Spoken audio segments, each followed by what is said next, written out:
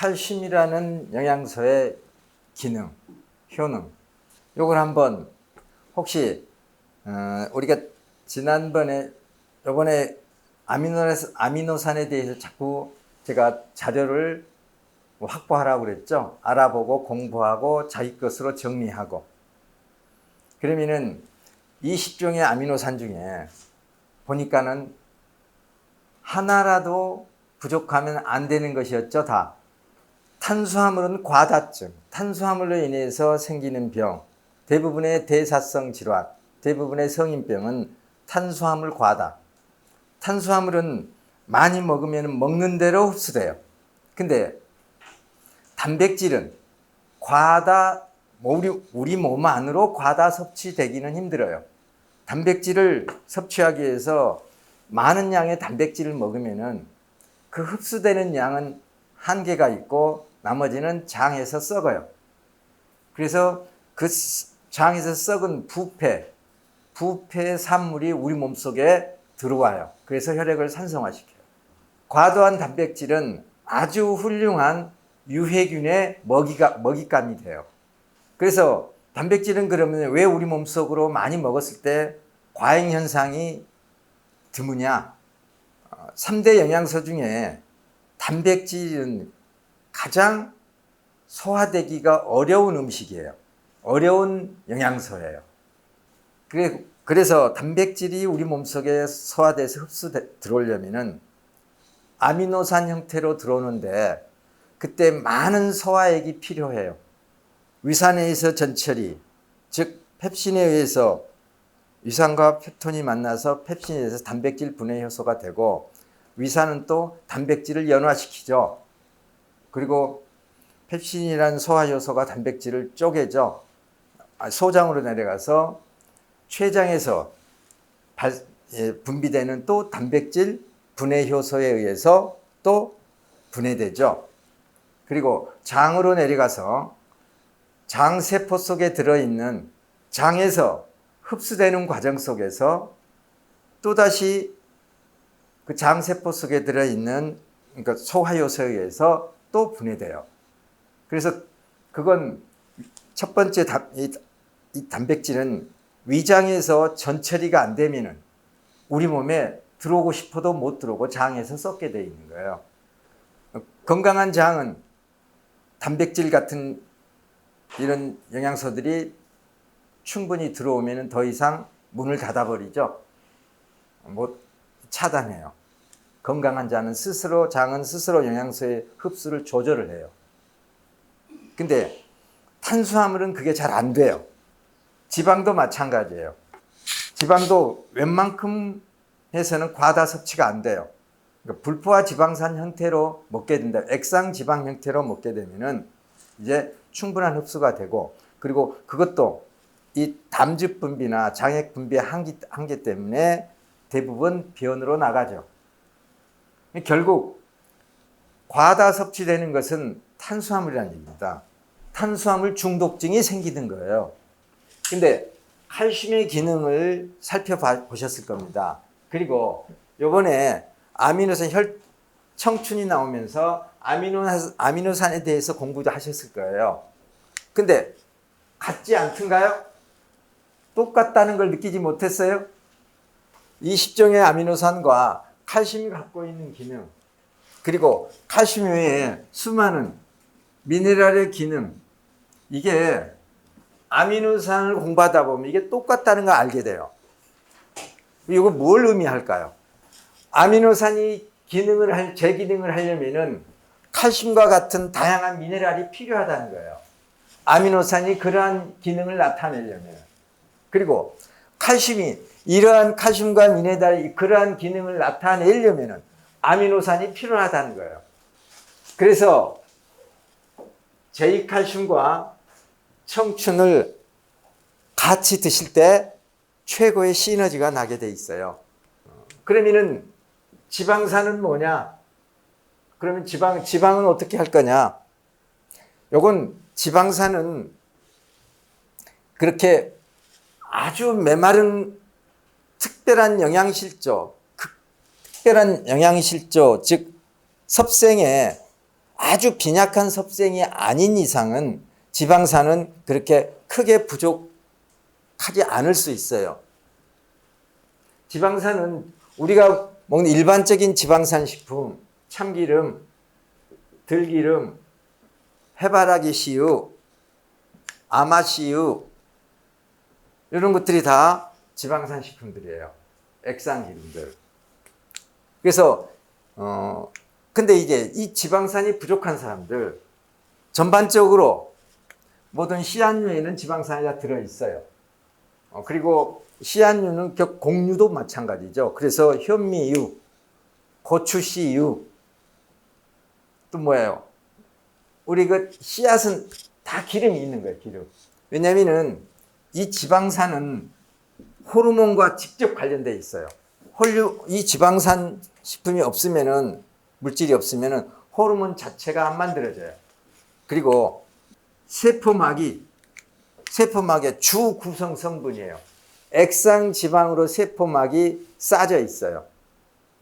그래서 물질이 통과할 수 있죠.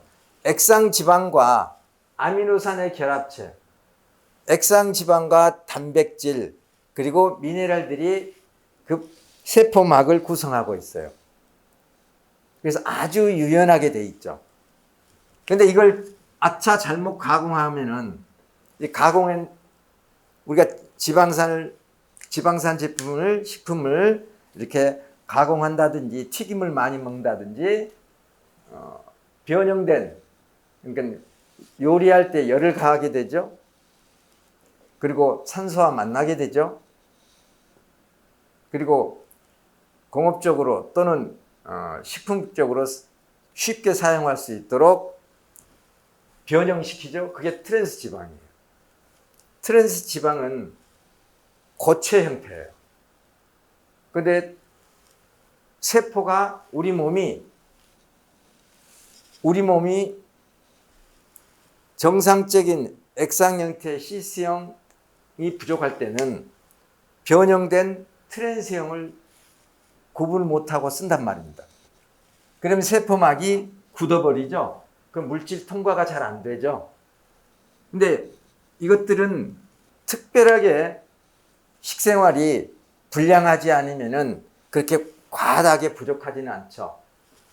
단백질은 아미노산 형태로 이건 소화력이 떨어진 사람은 부족해요. 상당 부분의 사람들이 단백질 부족 증상을 갖고 있어요. 그러면 이 단백질 부족을 어떻게 해결하느냐? 그래서 병원에서는 고기를 먹어라, 소고기를 먹어라, 뭘 먹어라. 왜 저는 답답한 게 병원에 가서 단백질 부족한 사람한테 소고기 먹으라 하는지 나 이해를 못 하겠어요. 아니 두부 먹으라는 게 100번, 1000번 낫지. 두부 드세요. 콩자반 드세요. 하면 훨씬 낫단 말이다. 근데 꼭 소고기를 먹으라고. 콩 속에 식물성 단백질 속에 우리 몸에 필요한 이 아미노산이 훨씬 더 적합하게 들어있어요. 소화되기도 쉽고. 근데 서양 영양학에서 이걸 변형시켜 놓은 거예요. 사람은 초식동물이잖아요, 근본적으로. 매번 말씀드리지만은 그래도 고기는 먹어야 되지 이런단 말입니다. 그러니까 고기를 먹는다는 것은 결국 단백질을 섭취한다는 거고, 단백질을 섭취한다는 것은 결국 아미노산을 섭취한다는 얘기예요. 근데 육류 단백질은 아미노산으로 분해되기가 어려워요. 식물성 단백질은 아미노산으로 분해되기가 쉽고, 그리고 아미노산의 함량이 분포도가 각각의 20종의 아미노산의 그 함량이 콩보다도 소고기보다도 콩이 훨씬 더 사람에게 적합해요. 식물성 콩뿐만 아니라 식물성 단백질이. 근데 소화력의 문제, 즉 위의 기능이 떨어지게 되면은 대부분의 사람들이 다 단백질이 부족하게 되는 거예요. 즉 아미노산 부족하게 되는 거예요. 근육질에 근육을 그러니까 피트니스 클럽 같은 데 가가지고 운동을 해요. 근육을 만들게. 그러면 근육이 우락부락하게 이렇게 생기죠. 그러면은 그 사람들이 아미노산이 충분하냐? 그런 사람들마저도 단백질 부족 현상을 갖고 있어요.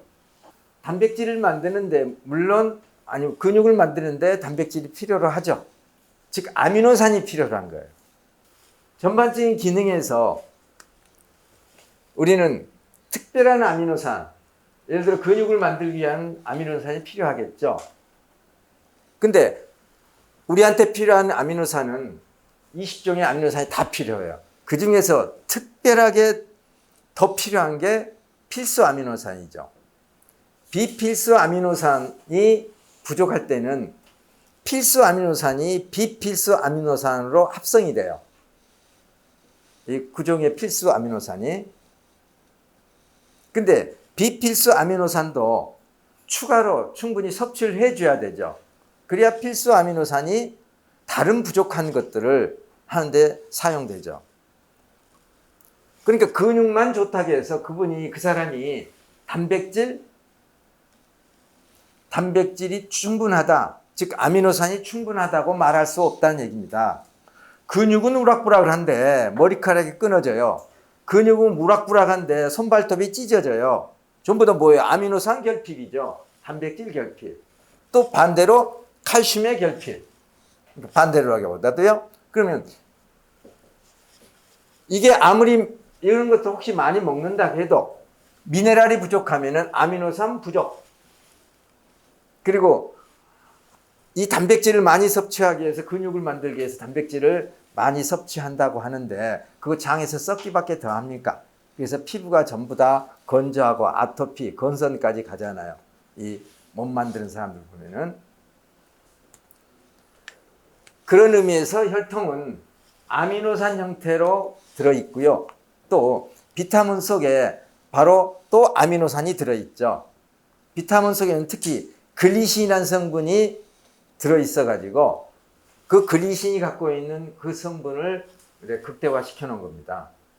그래서 결핍되기 쉬운 것은 아미노산이에요.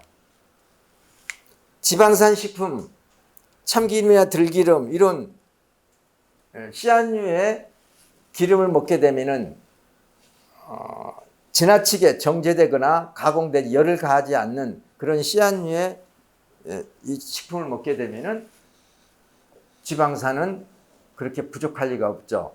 근데도 우리가 그렇게 일일이 식단에서 다 챙기지 못하니까 또 지방산 제품이 있는 거죠. 그 지방산 제품 중에 대표적인 게 오메가3 제품이에요.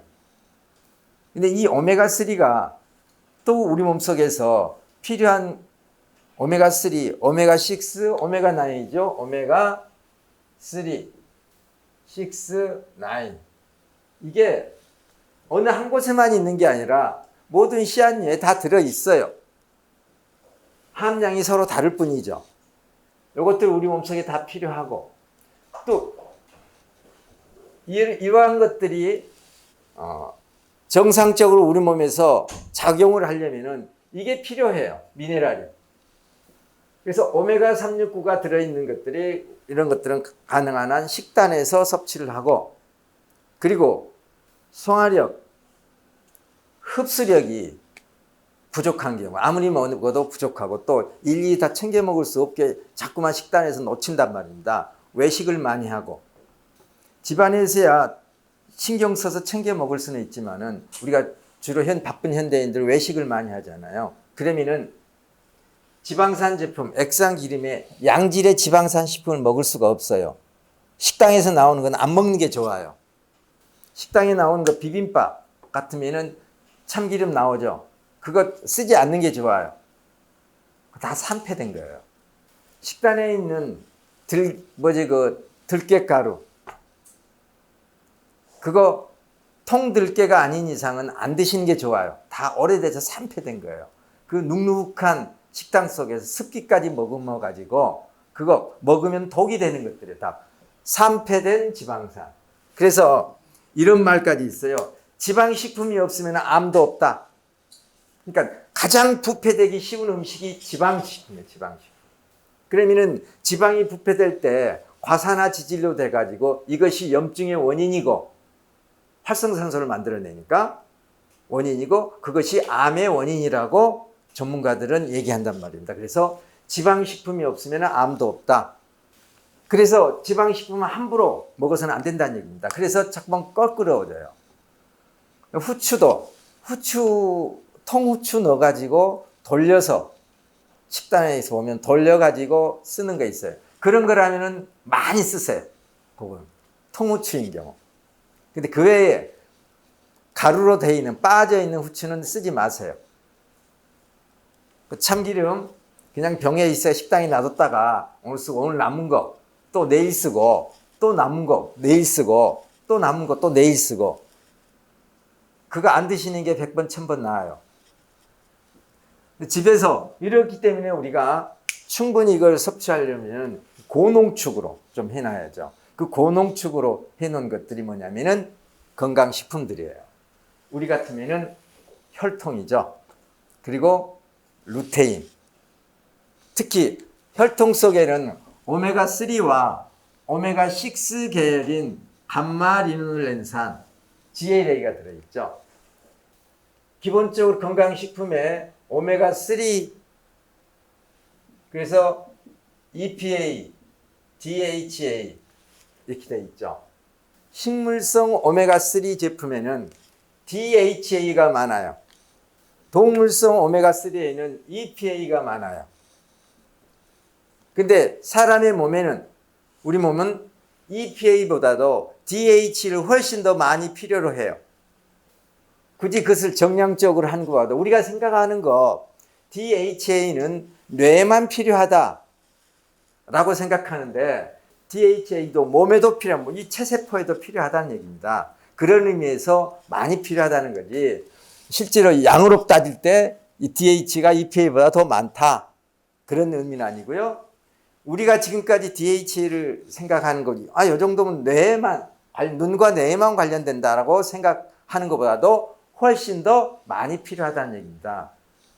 그리고 오메가 6계가 있죠. 단순한 오메가6, 이건 이제 뭐 식용유, 콩기름, 옥수수 기름, 그건 물론 오메가6계예요.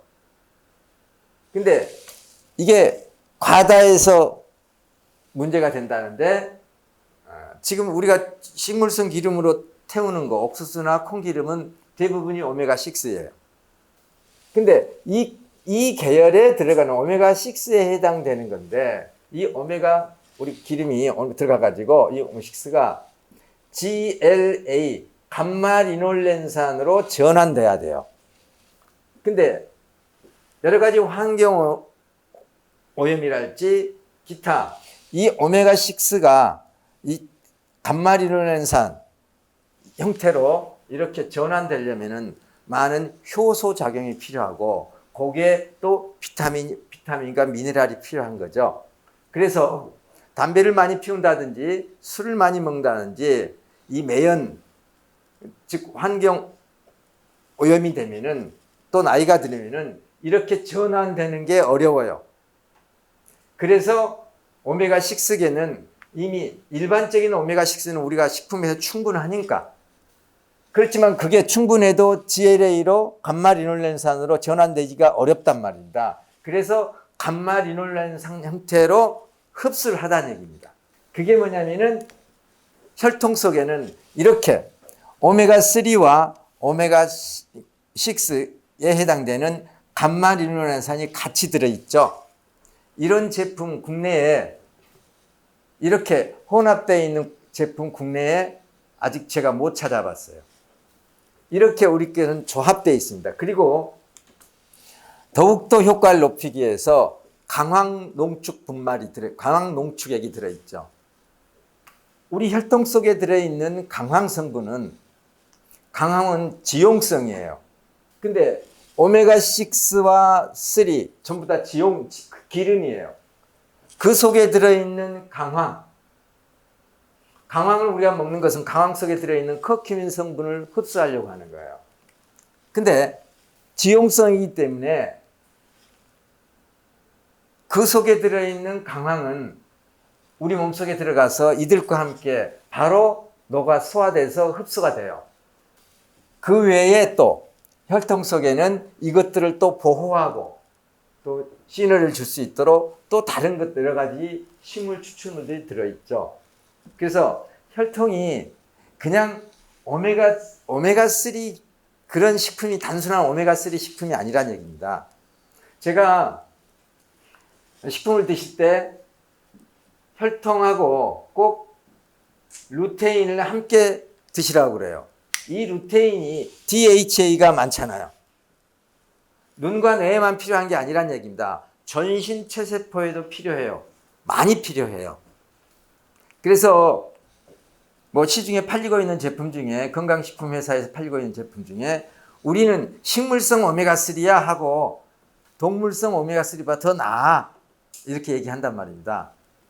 그 차이는 뭐냐면은 식물성 오메가3에는 DHA 성분이 더 많다는 얘기죠. 동물성보다도.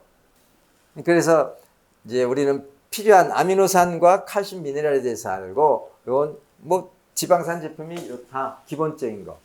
여기에 이제 비타민까지 들어가게 되면은요, 우리가 이거 공부하려고 이렇게 사업 하나 하는 것이 돼버리니까 그냥 비타민은 그냥 있으면 드시면 되는 거예요. 특히 비타민 C만 생각하시면 돼요. 비타민. 그리고 우리가 먹는 부식류, 반찬류에 다 들어있어요. 나머지 이 장환경 우리가 채식 위주의 식사를 하게 되면은 비타민 B군은 거의 우리 몸에 필요한 만큼 장에서 다 합성돼요. 그게 장내 유익균에 의해서.